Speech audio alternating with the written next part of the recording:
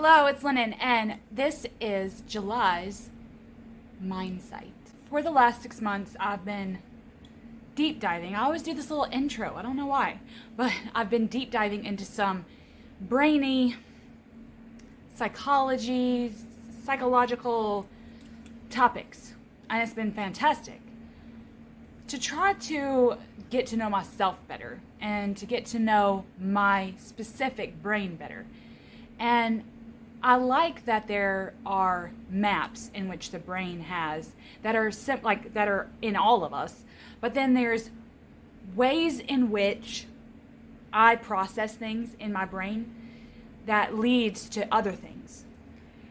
And as I've stated in all the intros of Mindsight 2020 videos, each topic, I wrote down some bullet points for each topic, starting way back in December.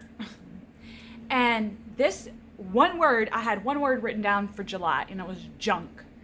And I thought, well, I mean, of course there's a lot of junk in the brain, right? Like, we all have stuff waiting in there.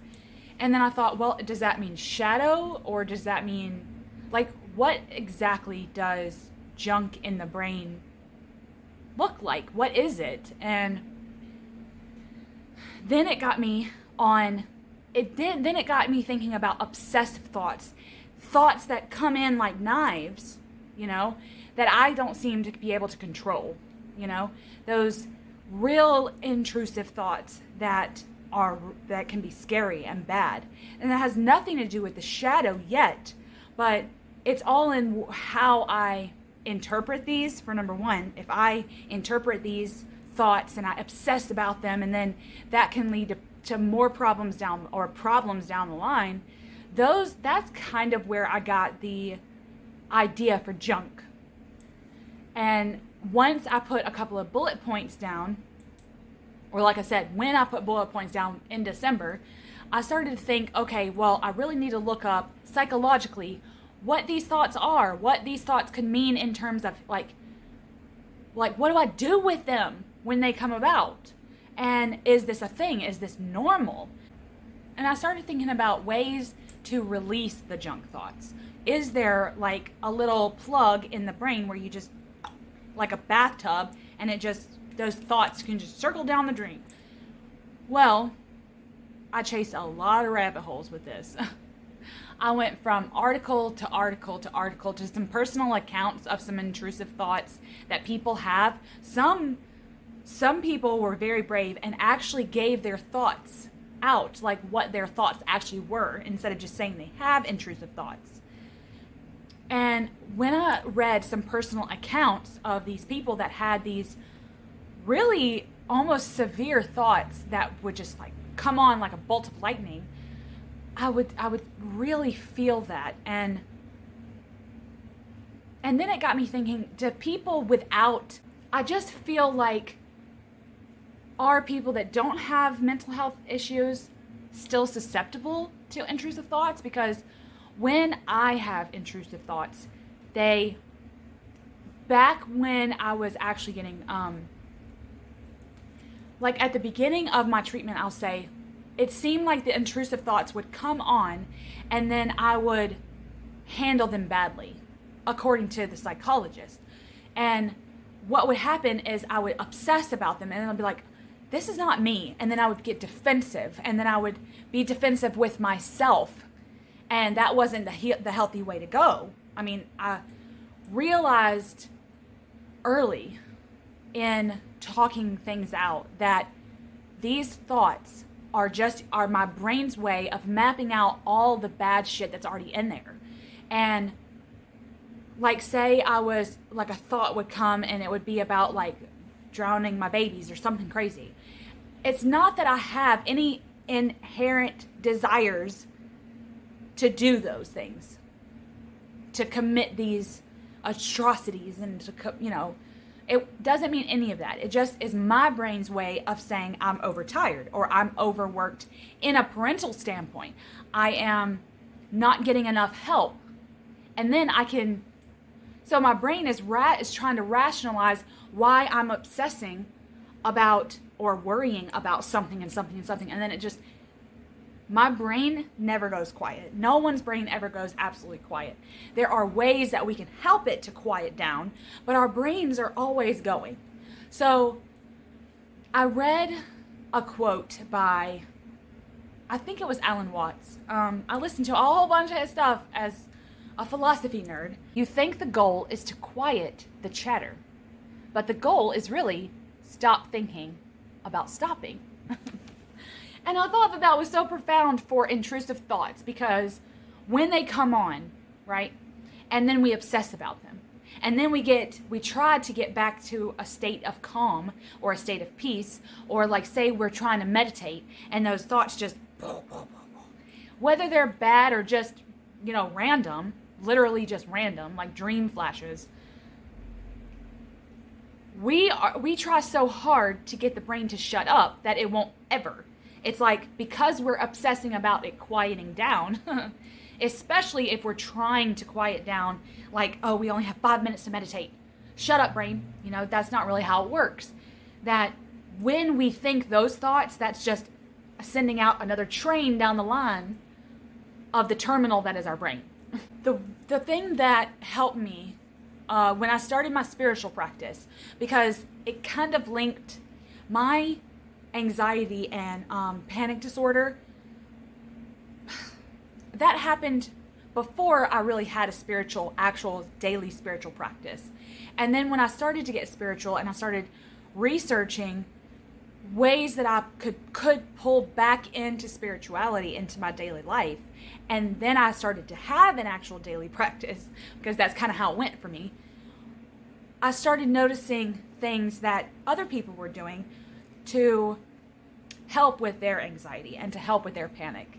And I saw this thing about a finger labyrinth, and how people just, it's kind of like a Zen garden, but this was something physical for these people to do that allowed their brain to literally go blank. Like, they just zoned out and allowed the train cars to go by without actually putting any actual thoughts to them. They allowed the brain to do what it's already going to do anyway and stop obsessing. So when I first saw the picture of the labyrinth, I was like, oh, I need to start incorporating that like every day. Now I don't incorporate the walking the labyrinth every day. I've always wanted to go to carts and walk their labyrinth on their floor. Oh, that would be so mind-blowing for me. Like, that's my goal. But it's a piece of paper in a journal, one of my journals. I have a million. And it's old now. I just printed it off, and I'm going to leave the file for you in one of my Google Drives for you to download and have a copy too. This particular picture does not look like mine, because I was able to print it out and do anything with it what you will, but to be able not to have copyright infringement, I copied a finger labyrinth for you and like Wiki Commons. So, you can print that out or print your own. Just look up finger labyrinths and print out the one you like the best and paste it to a journal page. And it has been such a great tool for me, is just to incorporate that when I feel the panic come on. Not so much intrusive thoughts, but the panic that goes along with the intrusive thoughts. That helped so much to have the labyrinth to keep going back to, and for me to tell my brain that I had the labyrinth. So it was kind of like a placebo. Like, my brain's like, oh, she's just got the labyrinth. Now for me, two things actually happened. It happened in two ways for me. For me, these unwanted, okay, I'm going to call it what the Psychologist Today magazine calls it, is unwanted intrusive thoughts. They say that they can come on in two ways, and they've happened to me both ways. They come out of nowhere. Like, I'm busy doing something like laundry, and then all of a sudden I'm thinking, I need to go get hit by a bus, right? Like, I just need to walk outside and get hit by a car, right? Those types of thoughts. It's just like a lightning bolt. Or when I'm already in, okay, so that's one way. And then another way is in the midst of an attack. So if I'm in an attack, I'm having an attack, my thoughts are already, I'm not in a state of clear thinking, because I'm too panicked. And those thoughts, it's kind of like, I'm hoping that I'm explaining this right. When I have been in the throes of a panic attack, my heart's palpitating and my hands, what happens to me is like my fingertips, all my fingertips get numb. And I feel heavy in the torso, like I'm drowning. It's really hard to explain, but that's how it felt for me, is the panic attack. But then what my brain would be doing is, because it doesn't quiet down, my brain would literally be trying to throw stuff at me because it believes something bad is happening to me. That I'm like, it's the brain's fight or flight sensors going off. And it's literally saying to my body, okay, she's getting attacked. She needs to fight back. She needs to do this. She needs to do this. She needs to do this. My brain's already in let's figure this out mode. She needs to survive mode when nothing's actually happening in the environment. So if my brain's doing that, then that's also a time where I've had those intrusive thoughts like, I don't even know of any more examples. I'm just saying that in the throes of an attack, your brain could also shove out an unwanted intrusive thought as a way to figure out what's going on in your environment and in your brain. It's like, okay, well, nothing in the environment's happening because we can see that nothing's happening, but she's acting like something's happening. What do? Well, maybe she's seeing purple monkeys, and then just sends out, an intrusive thought about that. I'm just giving an example here. Now, I wrote down part of an art. I'm going to leave all the resources for you below because I like to do that. I like to give out the resources that I have used, in the process of note taking and, information grabbing. So I'm going to leave all them for you below.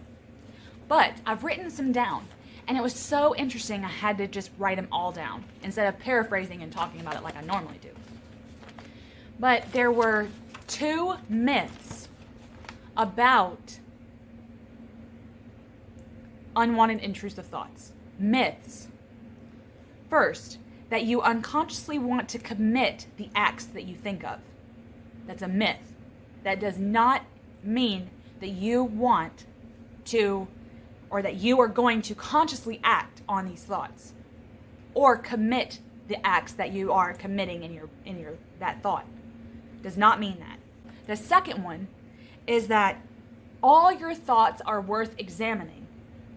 Now, both myths are interesting because I feel like in the first myth that we're going to obsess about the fact that we are seeing ourselves commit this atrocious act, and we actually think that we're supposed to do that on a conscious level, but that's not what's happening. And in this article, it also states that the fight we put up against, that's not me, I would never do that, that fight, and not allowing the thought to just float by like a jellyfish. In those instances, I feel like it's the fight and the defensiveness that we put behind those thoughts when they come about is what may fuel them in the future. Literally the fuel to the fire. And our brain is mapping out every reaction we have. Now, these unwanted intrusive thoughts are going to come about anyway. But it's up to us not to put the fight behind it, because we have to keep telling ourselves we're not going to commit these atrocious acts on a conscious level. We have to allow these thoughts to just kind of move through our consciousness and not do anything with them. Just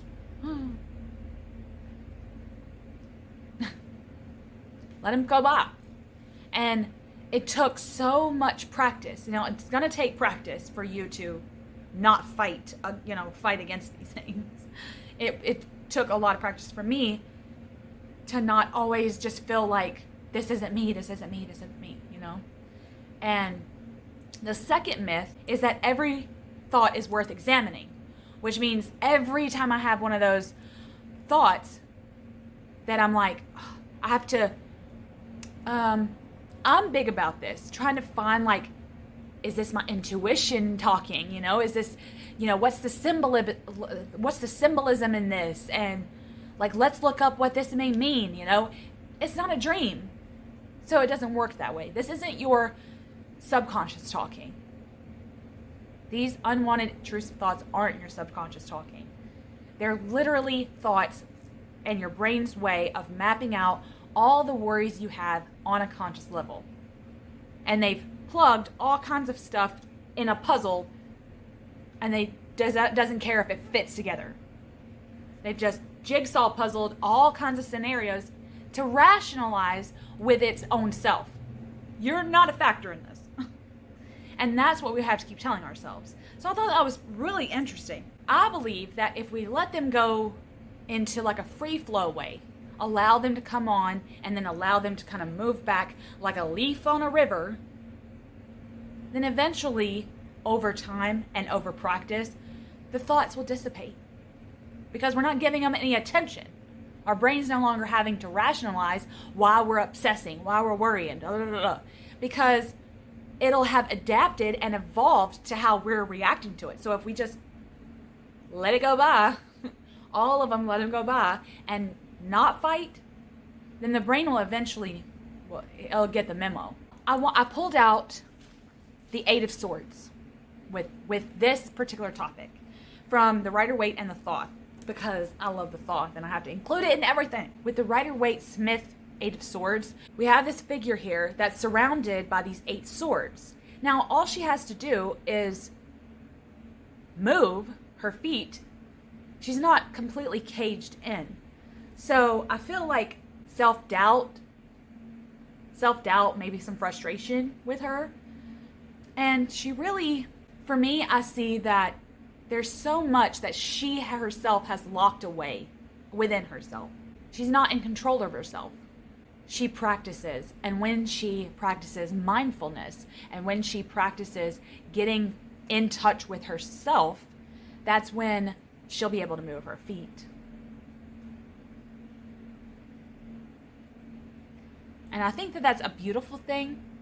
And I also think that this happens to all of us, right? We all lock aspects of ourselves down in one sense, in one time frame or the other, and we all feel helpless at times. There's a lot of times in my life I've felt helpless.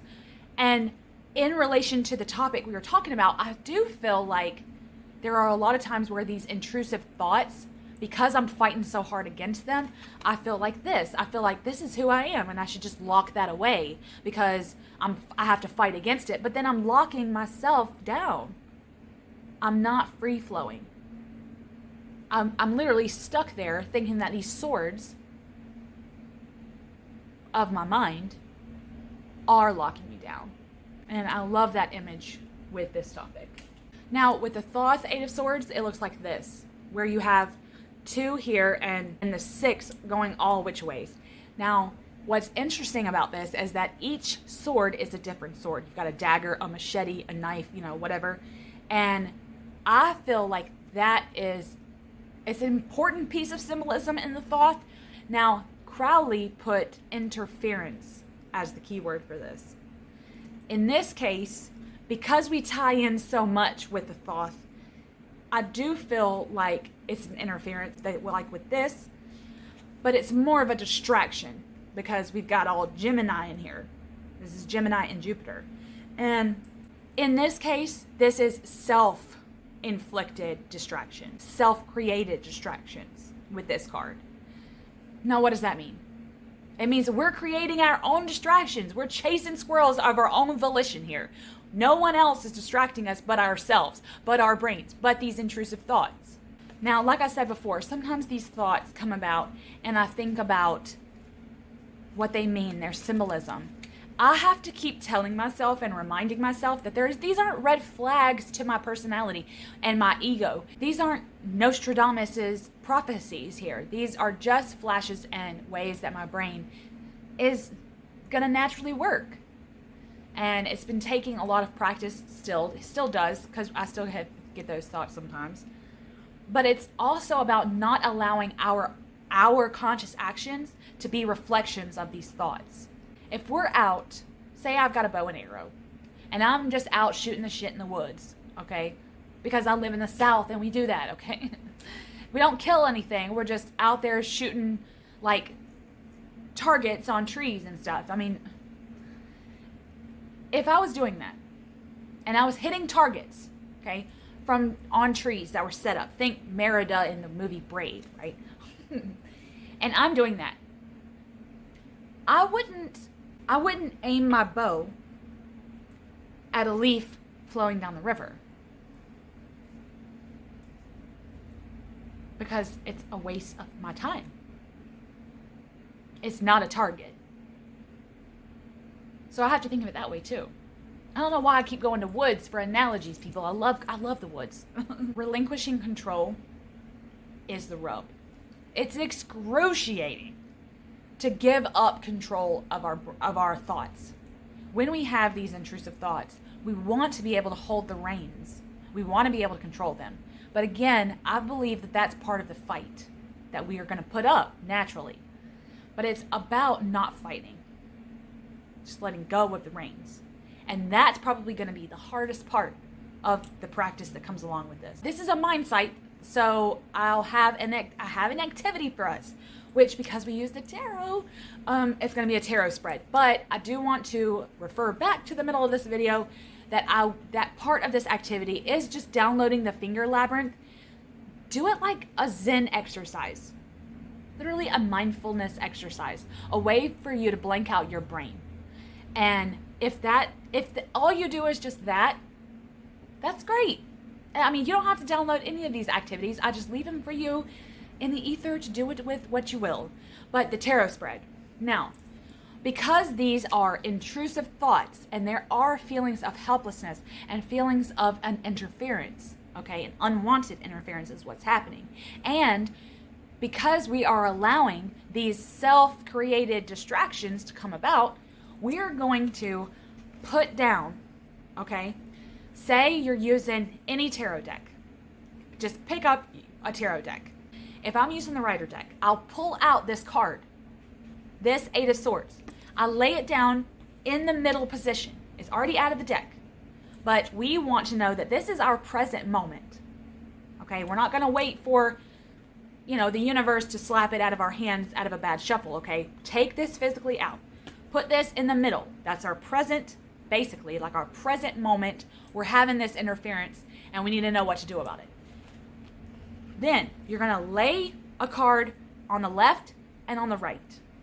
And I'm going to read out the questions that I've written down.